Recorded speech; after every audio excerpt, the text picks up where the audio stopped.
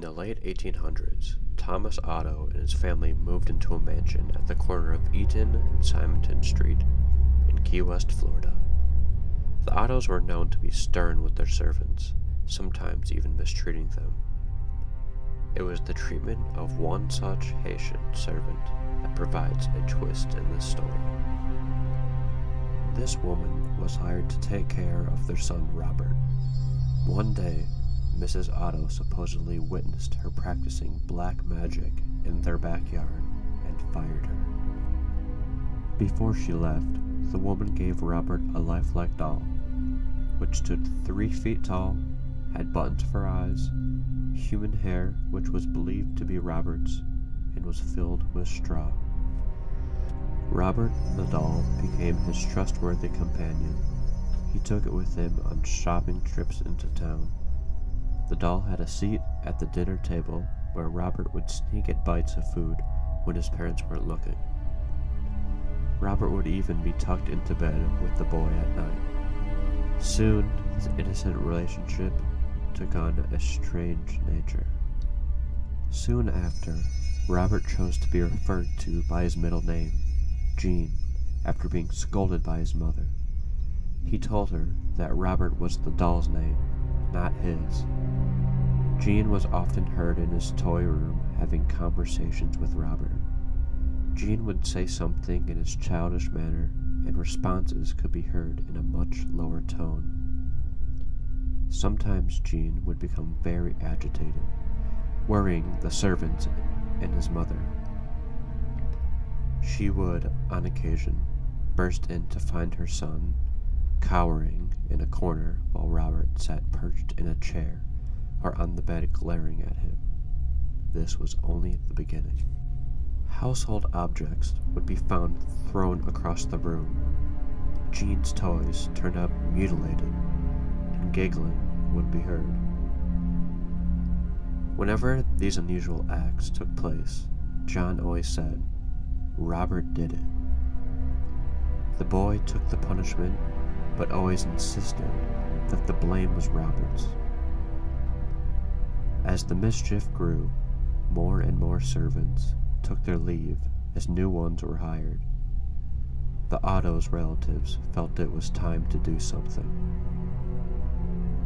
With the recommendation of a great aunt, Jean's parents removed Robert from his care and placed him in a box in the attic. This is where he resided for many years.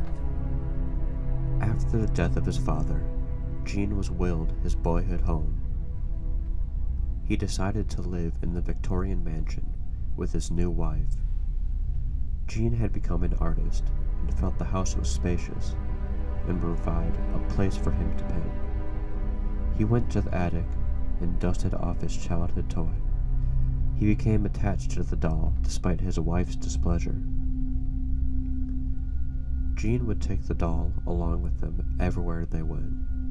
He even sat in his favorite little chair while Jean and his wife slept nearby. The turret room became Robert's domain after Mrs. Otto moved him back to the attic. Their marriage slowly became sour until Mrs. Otto supposedly went insane and died of unknown reasons. Jean followed soon behind. Robert supposedly attacked people, sometimes locking them in the attic. People who passed claimed to hear evil laughter coming from the turret room. For some time, Robert remained in the empty house by himself until a new family purchased the mansion and restored it. The doll once again moved to the attic. This pleased it as much as the last time.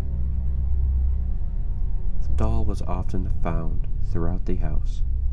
On one certain night, Robert was found at the foot of the owner's bed, giggling with a kitchen knife in his hand. This was enough to send the family fleeing from the home. Robert was later moved to the East Martello Museum in Key West, where he sits perched in a glass box. Despite his new living quarters, the doll is believed to not have given up his menacing ways. visitors and employees claim they have seen the doll move. His smile has been known to turn into a scowl. One employee cleaned Robert, turned off all the lights, and left for the night. The next day he returned to find lights turned on, Robert sitting in a different position than the night before, and a fresh layer of dust on his shoes. Some say he'll even curse you. If you want to take a picture of him, you must ask politely. He'll tilt his head in permission. However, if he doesn't, and you take the picture anyways, a curse will befall upon you and anyone who accompanied you to the museum. The same will happen if you make fun of him. To this day, Robert remains at the East Martello Museum in his sailor suit, clutching his stuffed lion, continuing his menacing ways.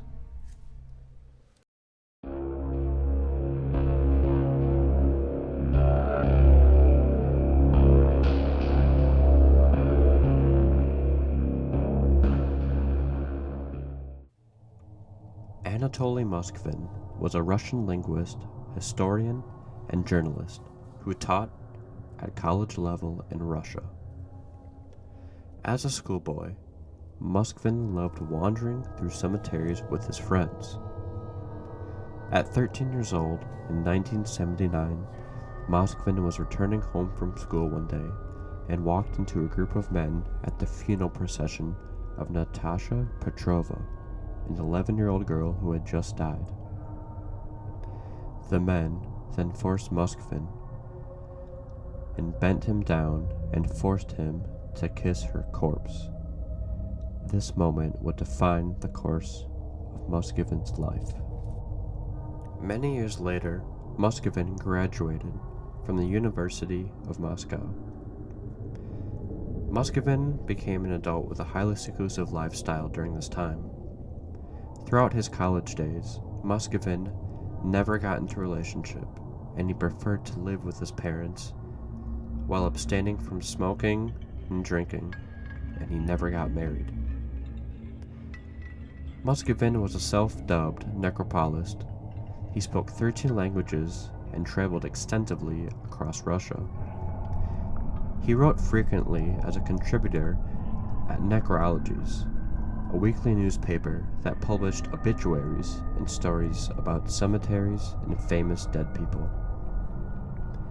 Highly revered as an academic, Moskvin kept a personal library of over 60,000 books and documents on rituals and occultism, and was a described genius.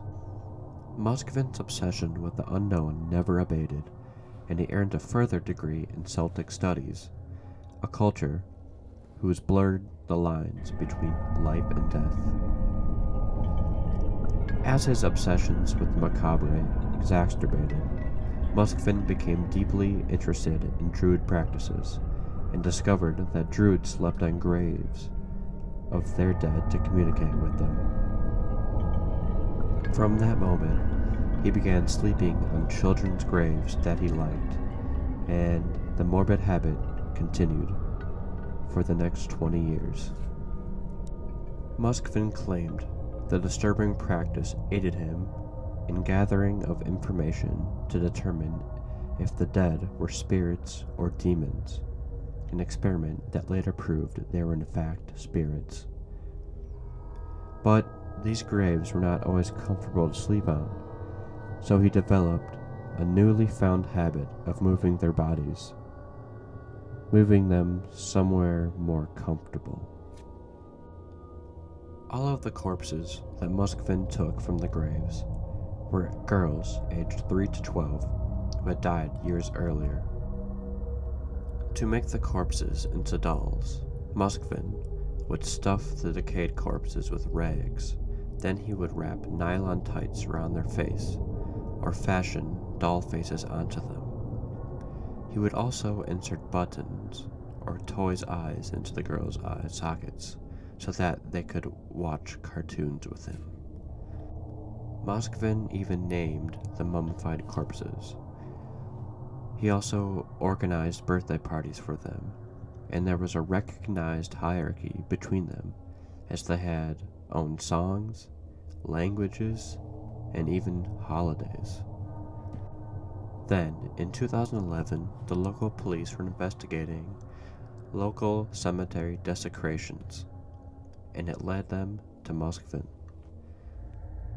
The police then entered Moskvin's home. When the police moved one of the bodies, it played music as if on cue. Inside the chest of many of the dolls, Moskvin had embedded music boxes. There were also photographs and plaques taken off the gravestones. Doll-making manuals and maps of local cemeteries were strewn about the apartment. Police even discovered that the clothes worn by the mummified corpses were the clothes in which they were buried. Investigators later found music boxes or toys inside the bodies of the girls so that they could produce sounds when Moskvin touched them. There were also personal belongings and clothing inside some of the mummies. One mummy had a piece of her own gravestone with her name scrawled on it inside her body. Another one contained a hospital tag with the date and the cause of the girl's death. A dried human heart was found inside a third body. Moskvin was then arrested, and he was ruled to have mental illness when he stood before a judge. He could not stand trial as he was remanded in a psychiatric hospital. It was later found out that he had dug up the graves of over 150 dead girls, mummifying and dressing up the bodies of at least 29 corpses in stockings, dresses, and knee-deep boots, including the corpse of a 12-year-old girl he had wanted to adopt from an orphanage